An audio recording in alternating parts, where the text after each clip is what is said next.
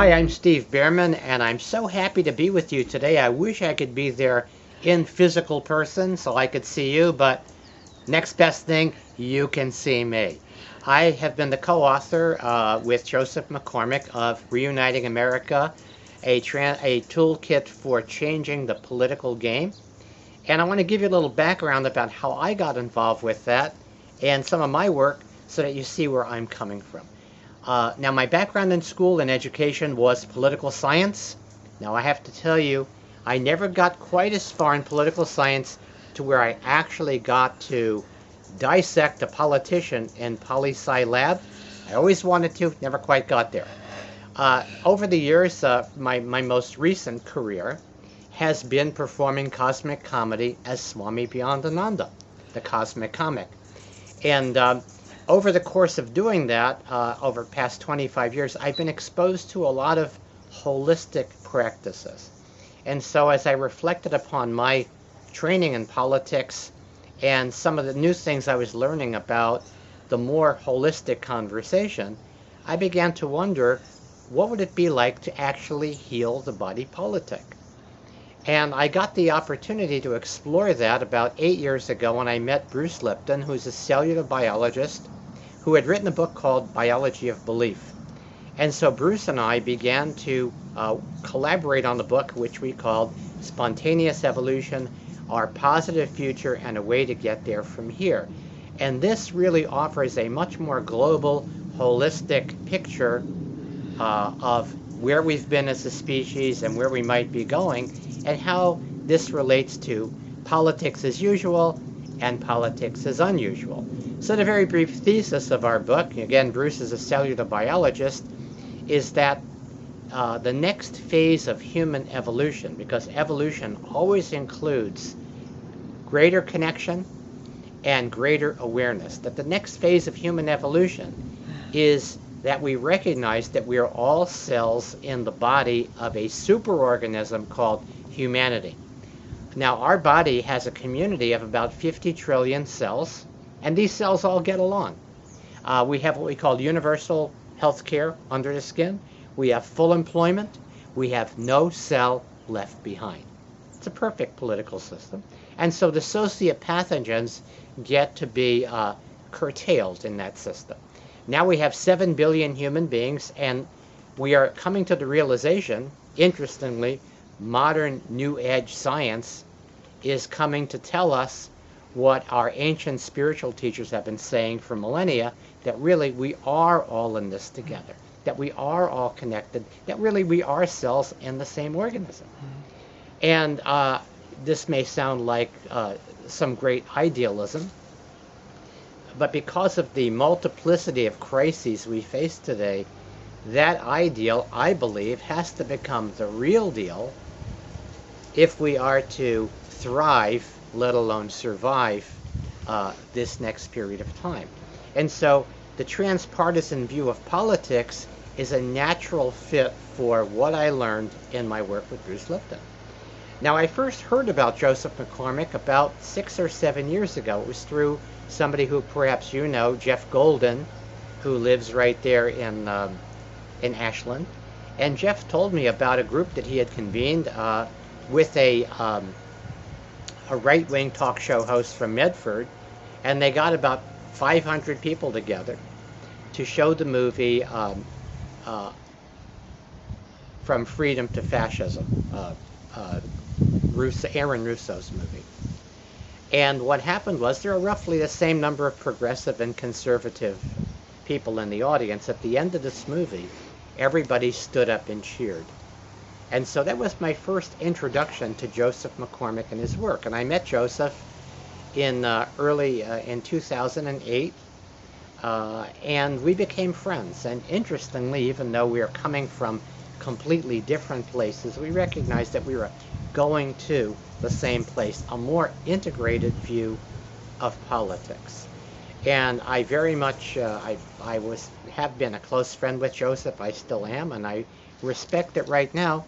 What Joseph is doing is he is involved in his internal work so that he can emerge and be more effective in the future. So, you know, he's kind of on the disabled list right now, and I'm doing the best I can to represent what has happened with this work and my understanding of the work since that time. So first thing, I really recommend that you get the copy of the ebook Reuniting America. Not only does it have some funny quotes from the Swami and Joseph's personal history, it also has something called the Transpartisan Toolkit, which I think are the new rules of engagement that will bring left and right front and center. So I'm going to address three questions in this little conversation. What so? So what? Now what?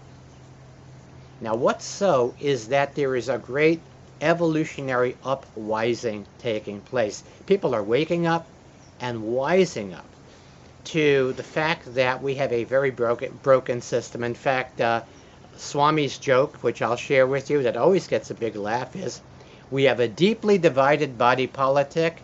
Half the population believes our elections are broken. The other half believe they're fixed. And so there is a growing awareness and awakening on both sides of the political spectrum, people waking up to recognize that we the people are no longer in control of our governmental system, that it's broken beyond repair, and that neither of the two political parties have either the will or the capacity to make the change. And we see evidence of this. We see that there are more people now who identify themselves as independents than ever before. We see that for example, in two recent instances, we had a very interesting alliance of progressives and libertarian conservatives to almost defeat the NSA about a month and a half ago. We also saw that there was also a very informal alliance of progressives and conservatives that stopped the Syria war. We're seeing that there are campaigns going on right now for labeling GMO foods, for limiting the influence of money in government, in legalizing marijuana and hemp, in seeking to abolish the Patriot Act. And we see that progressives and libertarian conservatives are more and more working together. So what so is people are waking up. They're seeing that the system is broken. They're seeing that that what we have right now isn't working, and looking for new ways of engaging. Second question, so what? So what are the implications? So what are these new structures? So what can we do about it? What is to be done? So the so what portion is that one of the challenges, and I know Mary has mentioned this to me, and Joseph and I have talked about it extensively. One of the challenges until now has been engaging conservatives in these kinds of conversations, because there's a tendency to be very linear and straightforward. And what's the benefit of having this conversation? Are we just kind of get our goombayayas out here and just feel good about each other? What's the purpose of it? So I think one of the key ways to involve conservatives right now is to have it be based on gathering together to have an impact on an issue that we all care about. Now, the fundamental issue is the issue of governance. Do we have a transparent, just, truthful, functional, and fair system? And people on all sides, the people who are engaging as Tea Party people, the people who are engaging Move to Amend on the left, they really are all recognizing that the rules of governance are broken and that we the people have been shut out by the power of too much money. Latest polls show that 85% of Americans believe that money is too influential in politics. Now that would have to include people on the right, because there are people over there on the right who believe that. So if we, instead of saying we're getting together so that we get to know each other better, which is always very nice, why don't we get together so that we can actually transform governance in America? That would be one reason. I think that's something that the conservatives will be very, very interested in if we are able to do that. So number one, get conservatives involved because of issues. One of the other things that I noticed, and I think, I don't know if Joseph would agree with me, but as an outside observer on some of the engagements that we noticed, I think part of what might have burned him out a little bit is that there were people there who who, even though they came to the transpartisan thing, they came with a lot of anger and rigidity and personal issues. And so one of the effective things that Joseph's partner Franca did in recruiting people for the transpartisan movement in Seattle is that she went to Tea Party meetings and began to engage with people, and she noticed which ones were most ready to engage. I think it's very important to understand that even though more and more and more people are waking up to the idea that the two political parties don't represent them, we are still a group of early adopters. We are the pioneers, and so what we want to do to build this movement, I think, is to gather those on left and right who are the early adopters and pioneers. It creates less work for us. We want to find the people on either side who are going, you know what, I understand that I like my position. There's many, many good reasons why I'm a conservative, why I'm a progressive, and yet I understand that this new order has to be integral. It has to include and transcend. It has to integrate the best of what the progressives have and the best of what the conservatives have.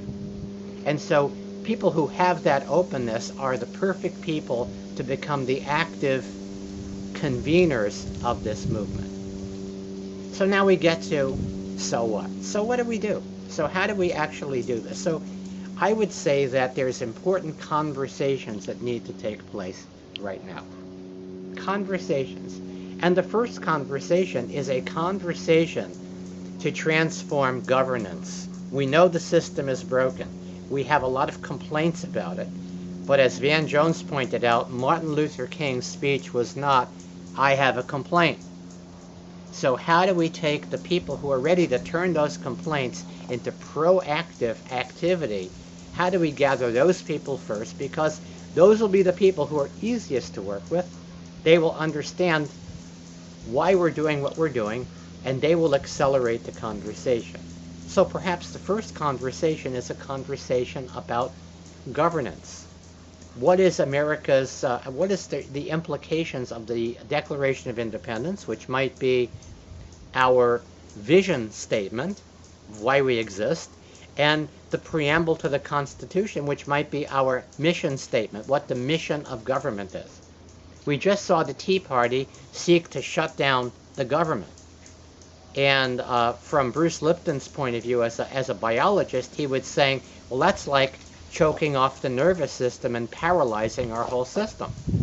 So we have to begin to understand that we were given government of the people, by the people, for the people, and this is our opportunity to take back that governance and rule by the rules that the 90% of us who are not sociopaths would choose to rule by. So first thing is, let's gather left and right, front and center, to discuss the rules of governance.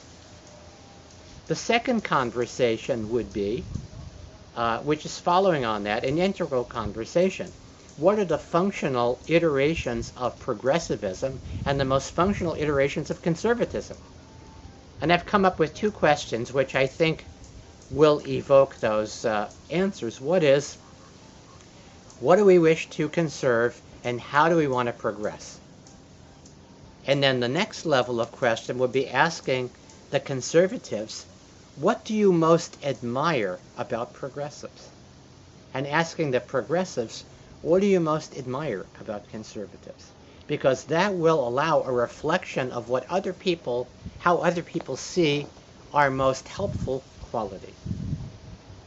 The final conversation, or a next conversation, would be about specific issues.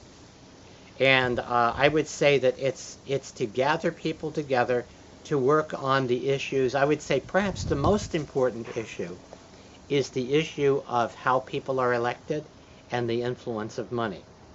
As I said earlier, 85% of all Americans think that there's too much money in politics, and the other 15% are legally dead.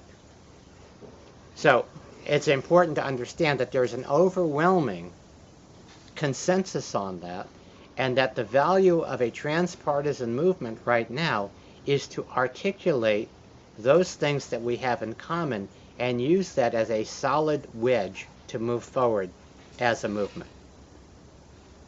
As I said, more and more and more people are characterizing themselves as independent.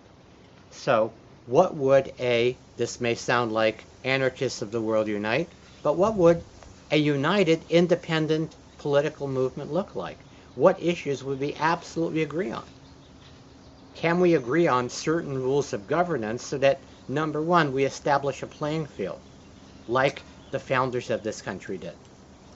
Keep in mind that Thomas Jefferson in those days was considered a wild-eyed radical, and Alexander Hamilton was considered almost a monarchist. And yet they, along with John Madison, wrote the Federalist Papers to convince the general public in America in 1787, 1788 that we should be ratifying the Constitution.